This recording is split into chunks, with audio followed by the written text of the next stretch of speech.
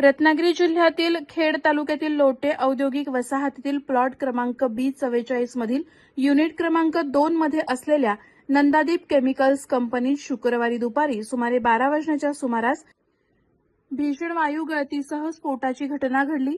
स्फोटाची तीव्रता इतकी मोठी होती की कंपनीतील रिअॅक्टरचं झाकण उडून बाहेर पडलं, तर छतावरील पत्रे आणि कॉन्क्रीटचे तुकडे शेजारील कंपनीच्या परिसरात जाऊन पडल्याची चर्चा ऐकायला मिळतेय। या घटनेत एका वाहनाचं नुकसान झालं असून सुदैवानं कोणतीही जीवितहानी किंवा गंभीर दुखापत झाली नाही। मिळालेल्या माहितीनुसार नंदादीप केमिकल्स कंपनीच्या युनिट क्रमांक 2 मध्ये उत्पादन प्रक्रिया सुरू असताना अचानक रिअॅक्टरमधील दाब वाढल्याने गॅस लिकेज होऊन स्फोट झाला। या स्फोटामुळे रिअॅक्टरचं झाकण उडून बाहेर पडलं, तसंच रिअॅक्टरमधील पावडर रस्त्यावर विखुरली। स्फोटाचा मोठा आवाज परिसरात दूरवर ऐकू गेल्याने नागरिकांमध्ये काही काळ भीतीचं वातावरण निर्माण झालं होतं।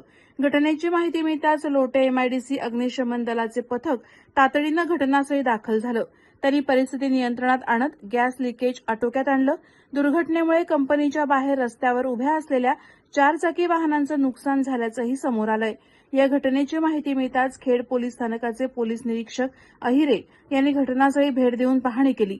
लोटे एमआयडीसी परिसरात वारंवार घडणाऱ्या गॅस लिकेज आणि औद्योगिक दुर्घटनांमुळे स्थानिक ग्रामस्थांमध्ये संतापाची भावना निर्माण झाली आहे। या घटनेनंतर संतप्त ग्रामस्थांनी कंपनीच्या गेटवर धडक देत कंपनी व्यवस्थापन आणि संबंधित यंत्रणांकडून कठोर सुरक्षा उपाययोजनांची मागणी केली।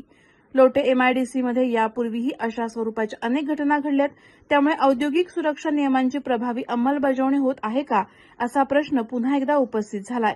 या दुर्घटनेची चौकशी सुरू असून संबंधित विभागाकडून स्फोट आणि वायू गळतीचे नेमके कारण शोधले जात आहे। सुदैवानं कोणतीही जीवितहानी झाली नसली तरी या घटनेनं परिसरातील नागरिकांच्या सुरक्षेबाबत गंभीर चिंता व्यक्त केली जाते। प्रहार डिजिटलसाठी राकेश कोळी, खेड।